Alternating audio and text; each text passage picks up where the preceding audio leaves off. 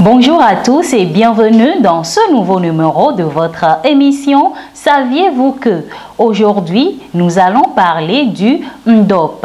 En effet, le ndop était à l'origine une étoffe essentiellement portée par les nobles et autres membres des sociétés secrètes chez le peuple bamileke. En effet, le ndop est un tissu en coton fait d'étroites bandes cousues bord à bord et décoré avec une combinaison caractéristique de forme basée sur des esquisses blanches à fond bleu.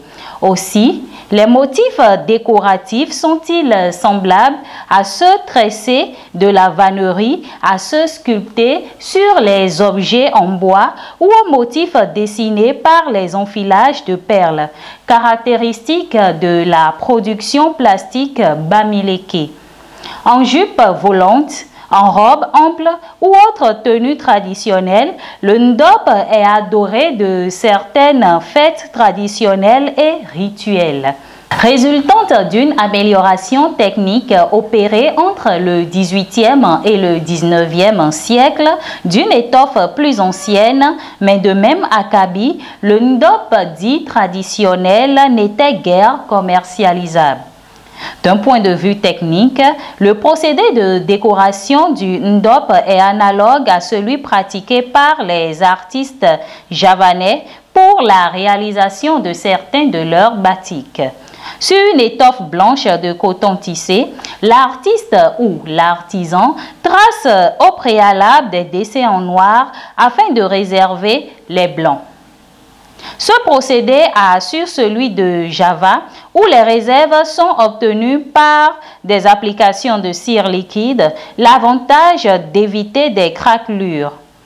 Tenue d'apparat pour les membres des sociétés secrètes bamileke, je le disais à l'entame de cette émission, le ndop sert également de médium de décoration pour les loges des rois au gré de certains événements. Il est symbolique du deuil, en ce sens qu'il est utilisé comme linceul pour l'enterrement des rois, des dignitaires et membres des sociétés secrètes de Grassfield.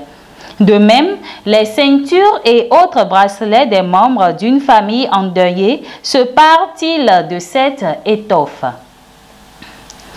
Attribut des rois, des notables et des sociétés secrètes, le port du ndop tend à se démocratiser.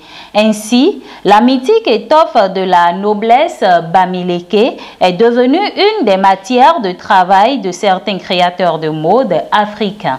Pour preuve, le styliste camerounais Martial Topolo, lors du gala du Gotha Noir en décembre 2012, a opté pour une collection de vêtements en ndop pour son défilé de mode, ainsi que tant d'autres. Et c'est donc pour dire que les stylistes, les créateurs de mode africains utilisent beaucoup le ndop pour faire leurs créations.